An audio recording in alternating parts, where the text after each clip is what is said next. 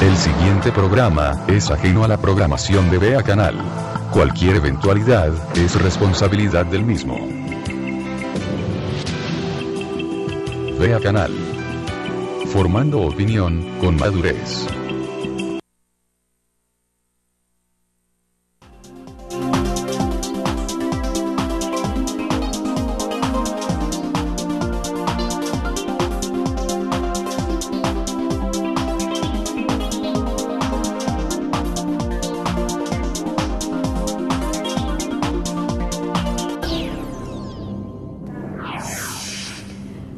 Buenos días, amigos de Vea Canal, su programa Conversemos. Hoy es, si no estoy mal, 24 de mayo del año 2011. Es un gusto para mí poder conversar con el doctor en antropología y economista en el área rural, graduado de Francia, con el licenciado con el doctor Murga. Bienvenido. Muy buenos días, Karina. Es un gusto para mí estar nuevamente con usted. Le decía que ya estuve 2 veces anteriormente. Sí. Y hoy pues voy a tener el gusto de compartir algunas ideas sobre un estudio que estamos realizando en la Universidad de San Carlos de Guatemala, en el Instituto de Investigaciones Económicas y Sociales, y que yo creo que cae bien en esta coyuntura, ¿verdad? Porque si bien tiene un enfoque económico, él nos permite al final hablar sobre el funcionamiento de los partidos políticos y el contexto en el cual los partidos y los candidatos tienen que moverse, ¿verdad? Muy bien. Guatemala, país capturado por corporaciones y por empresas grandes, ¿verdad? Si le damos inicio, por favor, Walter Centeno, a la presentación que vamos a compartir el día de hoy. Ok, ya lo tenemos en pantalla. Iniciamos con Guatemala, país capturado por una decenas de corporaciones y centenas de grandes empresas. Sí, decimos país capturado un poco para jugar con la idea de que aquí, en realidad, contrario a lo que dicen los grandes empresarios guatemaltecos, no existe economía de libre mercado, ¿ya? Es decir, aquí finalmente el mercado está capturado por una decena de grandes empresas y una centena de corporaciones y grandes empresas, ¿ya? Que son los que controlan el mercado a través de sus monopolios u oligopolios. Entre otros, pues todos conocemos el monopolio de la cerveza, del cemento, del trigo, de los agrocombustibles ahora, de la energía, de las telecomunicaciones y tantos otros, ¿verdad? Entonces, a partir de eso, la idea nuestra es analizar cómo, a partir de la captura de la economía y del Estado, por un grupo de empresarios, los grandes empresarios, dueños de las corporaciones y de las grandes empresas. Un recuadro, si me ayuda Walter Centeno, por favor, estoy pidiendo un recuadro para que el amigo televidente no se sienta solo en casa o en la oficina, donde quiera que esté. Perdón, doctor. Pues le decía que la idea es mostrar cómo, a partir de esa captura del Estado y de la economía, funciona todo el sistema económico, político y social en Guatemala. Grandes monopolios, dijo algo interesante, increíble, monopolios naturales, lo llaman los grandes oligarcas guatemaltecos, que son los que acostumbran a hacerse este tipo de concesiones, violentando aún las leyes de la verdadera libertad de mercado. Porque creo yo, y usted me corregirá, que lo que existe en Guatemala es una falacia elaborada por un grupúsculo de los que se creen dueños de este país, en donde atropellan cualquier tipo de ley existente, ya sea en una socialdemocracia, en un socialismo, en una economía pura de mercado liberal, y existen grandes ambigüedades. ¿Por qué sucede eso en Guatemala? Sí, quienes tienen interés en defender la existencia de esos monopolios dicen efectivamente de que su conformación es una conformación natural, es decir, que la misma naturaleza de la economía llevó a que ciertas personas, ciertas familias, ciertos grupos empresariales, se apoderen de todo, controlen todo, sean dueños de todo. Pero uno que conoce la historia de Guatemala, que está en el ámbito de la economía y de otras ciencias, sabe que eso no es así. Y sabe que la conformación de los grandes monopolios en Guatemala es un fenómeno histórico que nace precisamente con la institución que se crea durante la colonia de los estancos, el estanco de aguardiente, del tabaco y otros, ¿no? Que lo que hacen es dar privilegios a las grandes empresas, a los empresarios de la época, ¿ya? Para que ellos privilegios y proteccionismo, privilegios a nivel fiscal, es decir, exenciones de impuestos, en aranceles. Que existen hasta el día de hoy. Existen hasta el día de hoy. Y han existido a lo largo de la historia de la economía para acá. Así es. En realidad, los primeros monopolios que se forman en Guatemala surgen precisamente gracias al proteccionismo del Estado y gracias a los privilegios que el Estado le otorga a esos primeros empresarios, ¿verdad? Y vemos que se consolidan a lo largo de la historia y que siguen existiendo hoy, lamentablemente, todavía, gozando de privilegios y bajo la protección del Estado, en un contexto donde oficialmente Guatemala ya es una economía de libre mercado. Porque usted sabrá irónico. Que, claro, el libre mercado y el liberalismo siempre ha funcionado en Guatemala, digamos, desde antes incluso de la independencia, ya existía una lógica liberal y un mercado liberal que estaba desarrollando. Pero estos mismos empresarios que se creen dueños del país, que muchos conforman la oligarquía nacional, atropellan aún las propias leyes de la Universidad Marroquín acerca del liberacionismo, porque se supone que debe ser una economía liberal sin monopolios y sin oligopolios. Sin embargo, ellos quieren la teoría liberal con sus monopolios y con sus oligopolios. ¿Quién le puede poner un alto o nunca se les irá a poner un alto a este tipo de gente? Bueno, yo creo que en la medida que se empiece a discutir de la manera como lo estamos haciendo sobre estos temas, ¿ya?, empezamos ya a ponerle un alto a eso, en el sentido pues de que la gente conozca qué es lo que está pasando y que, por ejemplo, los pequeños empresarios, los medianos empresarios, los microempresarios, incluso esa cantidad de empresarios informales, llamémoslos, o gente que trabaja por cuenta propia, sepa por qué trabaja por cuenta propia y por qué, a pesar de que trabaja tanto, no logra desarrollarse. Y no logra desarrollarse precisamente porque el contexto económico controlado totalmente por esos monopolios y oligopolios les ponen un límite, los asfixia y los obliga a desaparecer o bien a integrarse dentro de la cadena productiva que ellos mismos Dicho controlan. en un buen chapín, porque a los grandes poderes guatemaltecos no les da la gana que el resto del pueblo se supere, ¿o no? Sí, podría ser así. Y es, dicho de otra manera, al revés, diría yo, es porque en realidad existe una cultura de demasiada codicia que hace que ellos únicamente piensen en ellos, ¿verdad? Y que crean que pensando en ellos están pensando en el país, porque ellos también funcionan a partir de la lógica que en economía se le llama del derrame, ¿verdad?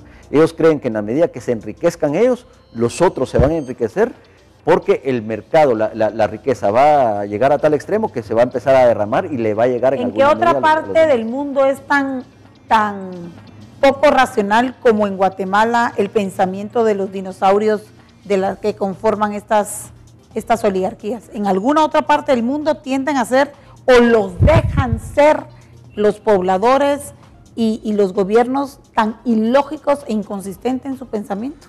Un ejemplo concreto no lo tendría. Yo diría que hay algunos casos en el África, por ejemplo, donde las desigualdades son tan extremas como los países del quinto mundo como nosotros, ¿sí? Casi solo ahí. Ahora, el dato que sí tengo es que Guatemala, y es un dato que yo iba a presentar posteriormente con las estadísticas, que Guatemala es uno de los países más desiguales del mundo, ¿ya?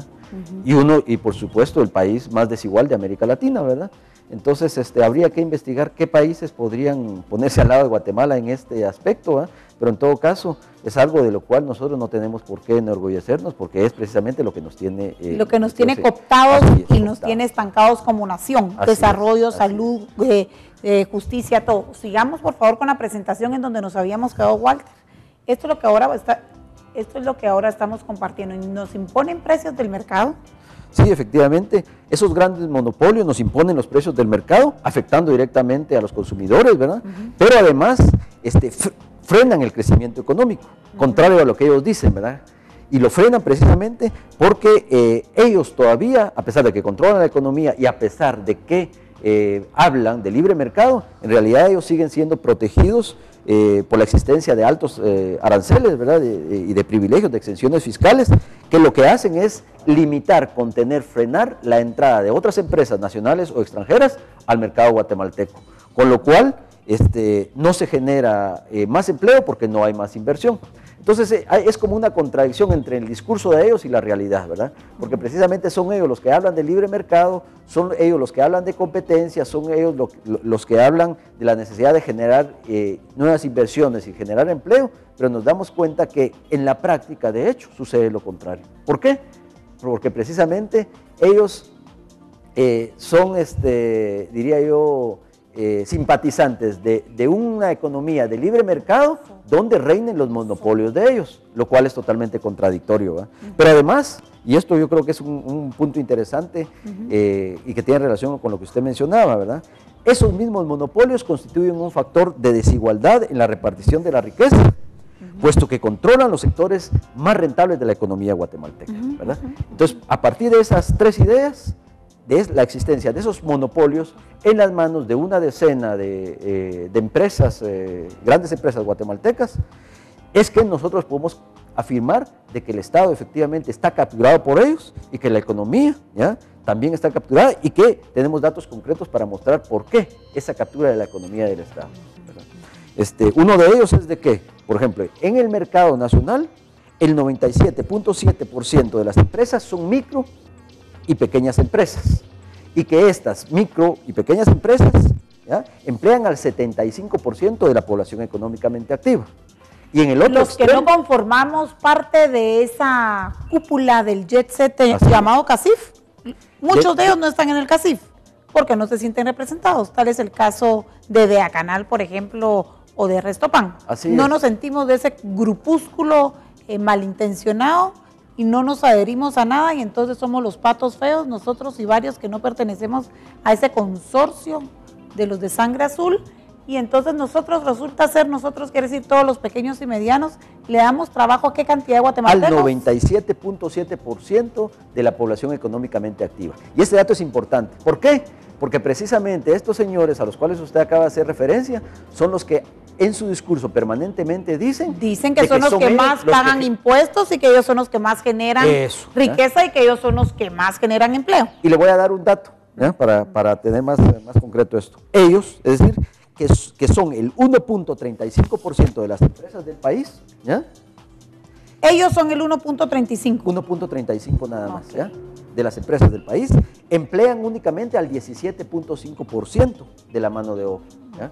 O sea, por un lado, es un reducidísimo grupo de empresas, ¿ya?, que solo emplea al 17% de la población, y los otros, los excluidos, ¿ya?, que representan el 97%. Los que somos de sangre roja y no somos del jet set.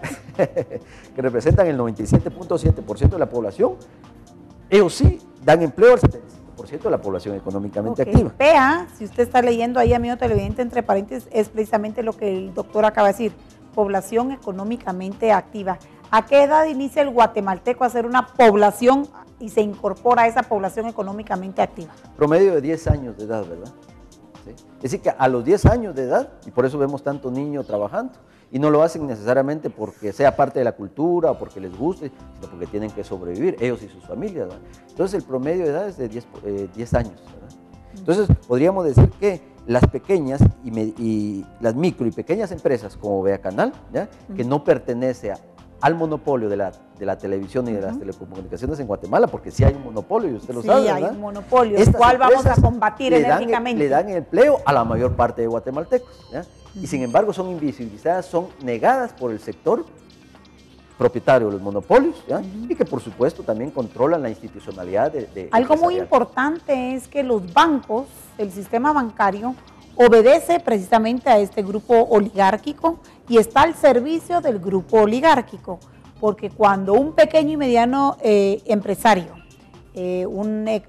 alguien que forma parte de la economía informal, quiere ir y accesar a un crédito, le ponen 1000 tropiezos para no darle ese capital de trabajo que necesita para generar más. Así es. Entonces es una como actividad valiente la de la economía informal y la del pequeño y mediano empresario, porque repito, y que lo oiga el sistema bancario, ellos están y sus dueños y patrones son precisamente este pequeño grupúsculo de gente que aún en el siglo XXI creen que son amos y señores de este país.